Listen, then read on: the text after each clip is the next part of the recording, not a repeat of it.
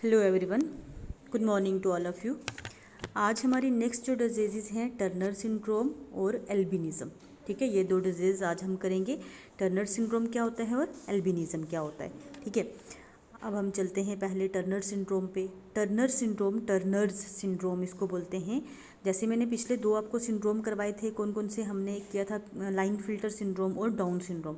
Discoverer के basis पे उनके नाम पड़े हुए थे, सेम ये भी वही जो टर्नर सिंड्रोम है, इसको डिस्कवर सबसे पहले हेनरी टर्नर ने किया था 1938 में। ठीक है, और डिस्कवरर के बेसिस पे इसका नाम पड़ गया टर्नर सिंड्रोम।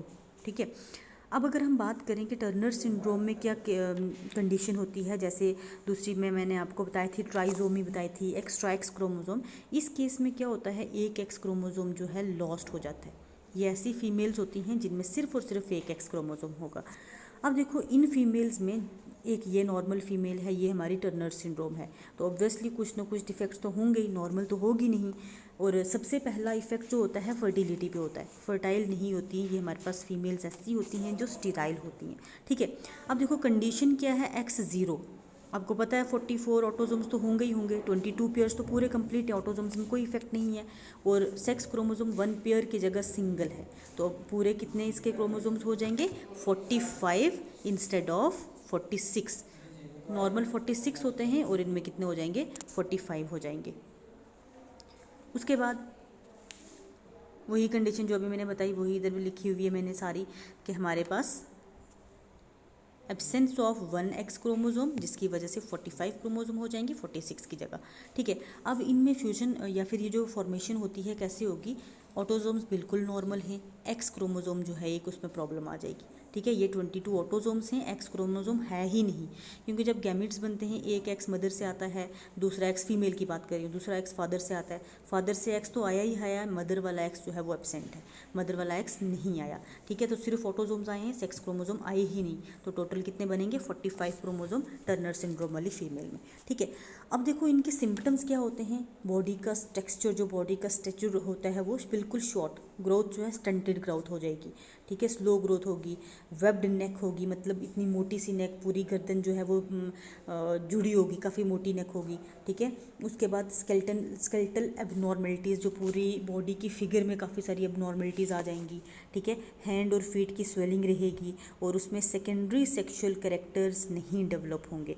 अब फीमेल की अगर सेकेंडरी सेक्सुअल कैरेक्टर्स की बात करें तो कौन कौन से होते हैं, जैसे development of breast, thigh bones के एनलार्जमेंट होना, ठीक है, प्यूबिक मसल्स जो हैं वो एनलार्ज हो जाते हैं, तो ये सेकेंडरी सेक्सुअल कैरेक्टर फीमेल में नहीं डेवलप होंगे, क्योंकि एक ही एक्स क्रोमोसोम है और वो फीमेल्स क्या होंगी, स्टीराइल होंगी। ठीक है, अब इसी टर्नर सिंड्रोम का दूसरा नाम क्या है, गोनैडल डिसजेनेसिस।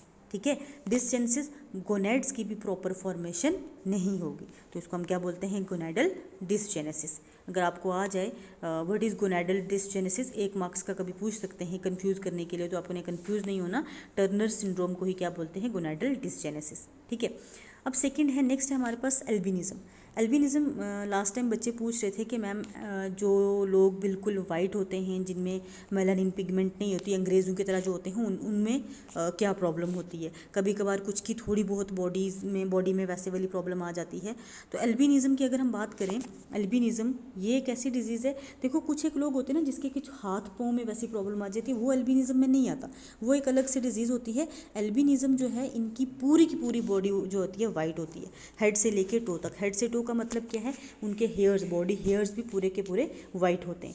अब ये किस वजह से होता है, due to defect in amino acid metabolism. हमारी बॉडी में डिफरेंट डिफरेंट अमाइनो एसिड्स होते हैं। ठीक है, आपको पता है एसेंशियल एंड नॉन एसेंशियल अलग अलग होते हैं। अमाइनो एसिड्स में कोई डिफेक्ट आ जाए तो उसकी वजह से, मतलब ये हमारे पास क्रोमोसोमल नहीं है, ये हमारे पास अमाइनो एसिड्स में अगर डिफेक्ट आ जाए, अमाइनो एसिड के मेटाबॉलिज्म में डिफेक्ट आ जाए, उसकी वजह से ये डिजीज़ जो है हमारी बॉडी में आ जाती है। ठीक है, और ये एक रिसेसिव डिसऑर्डर है, रिसेसिव डिसऑर्डर है, 100% एक्सप्रेस नहीं हो सकता। और होता किस वजह से है, देखो आपने इसका रीज़न जो है वो याद रखना है। एक एंजाइम होता है टायरोसिनेज, टायरोसिनेज एंजाइम की डेफिशिएंसी या एब्सेंस की वजह से एल्बिनिज्म होता है। ठीक है, अब जो ये टायरोसिनेज एंजाइम है, नॉर्मल बंदे में इसका क्या काम होता है, ये मेलानिन पिगमेंट की फॉर्मेशन कराता है। किससे, ये हमारे पास अमाइनो एसिड है डाईहाइड्रोक्सी एलानिन। ठीक है। डाई हाइड्रोक्सी एलानिन एक अमाइनो एसिड है जिससे मेलानिन पिगमेंट बनती है, और बनती किसकी प्रेजेंस की वजह से है, टायरोसिनेज एंजाइम की वजह से। और अब देखो अगर नॉर्मली टायरोसिनेज एंजाइम प्रेजेंट है तो मेलानिन स्क्रीट होती रहेगी, हमारा बॉडी का कलर जो है वो उसके अकॉर्डिंगली रहेगा। आपको ये भी पता है कि जब सनलाइट इंक्रीज़ होती है तो मेलानिन की प्रोडक्शन इंक्रीज़ हो जाती है, हमारा कलर जो है वो डार्क हो जाता है, ठीक है। जब सनलाइट की इंटेंसिटी कम होती है तो मेलानिन की प्रोडक्शन थोड़ी डिक्रीज़ हो जाती है। एक्चुअल में मेलानिन का काम क्या होता है, हमारी स्किन को प्रोटेक्ट करके रखना, ठीक है, हमारी स्किन की प्रोटेक्शन का काम होता है, इसलिए नेचुरली ये स्क्रीट होती रहती है, ठीक है। और डिपेंड करता है इंटेंसिटी ऑफ लाइट पे, कितनी मेलानिन स्क्रीट होगी ये इंटेंसिटी ऑफ लाइट पे डिपेंड करता है। तो ऐसे लोग जिनमें टायरोसिनेज एंजाइम एब्सेंट है, इससे मेलानिन की प्रोडक्शन ही नहीं होगी, वो लोग क्या होंगे, एल्बिनोज बोलते हैं उनको। हम क्या बोलते हैं, एल्बिनोज, जिनकी आईब्रोज, आई लैशेज सारा कुछ वाइट होता है, ठीक है, सारा कुछ क्या होता है, वाइट होता है। एल्बिनोज, एल्बिनिज्म जो है ये एक डिसऑर्डर है, ठीक है। इससे बाकी अगर ओवरऑल बात करें कि उनकी बॉडी पे कोई इफेक्ट नहीं होता, उनकी फर्टिलिटी पे कोई इफेक्ट नहीं होता, बॉडी फर्टाइल होती है, बॉडी की ग्रोथ नॉर्मल होती है, सब कुछ बिल्कुल नॉर्मल होता है, सिर्फ मेलानिन प्रोडक्शन नहीं होती, ठीक है। तो ये उतना हार्मफुल डिसऑर्डर नहीं है, सिर्फ बॉडी का कलर चेंज होगा, बाकी सब नॉर्मल रहेगा, ठीक है। तो आज हम यही 2 डिसऑर्डर्स करते हैं, इसी तरह के 1-2 और amino acid disorders, defect in amino acid disorders बच गए हैं, बाकी फिर हम नेक्स्ट उसके बाद नेक्स्ट टॉपिक करेंगे। अच्छा, एक चीज़ मैंने देखी जो मैं MCQ सीरीज़ मैंने जो डाली है उसमें बड़े कम लोगों ने क्या किया है, रिस्पॉन्स किया है। आपके लिए बहुत इंपॉर्टेंट है, आप तो 12th में हो, आपके लिए बहुत ही ज़्यादा इंपॉर्टेंट है। आप एटलीस्ट इतना कर लो कि आपके ज़ूलॉजी का कोई भी क्वेश्चन गलत ना हो, जितने भी क्वेश्चंस आएँ आपको इतनी नॉलेज होनी चाहिए कि आपका ज़ूलॉजी का कोई भी क्वेश्चन गलत ना हो। 11th का आप अगर पूरा नहीं पढ़ रहे, आप MCQ सीरीज़ ज़रूर देखें ताकि आपकी थोड़ी बहुत सिलेक्शन के पास पहुंच जाओ। फिजिक्स केमिस्ट्री मैटर करता ही करता है, लेकिन आप इसके अपने मार्क्स जो हैं स्ट्रॉन्ग कर लो, ठीक है। थैंक यू सो मच, आज हम यहीं तक करते हैं।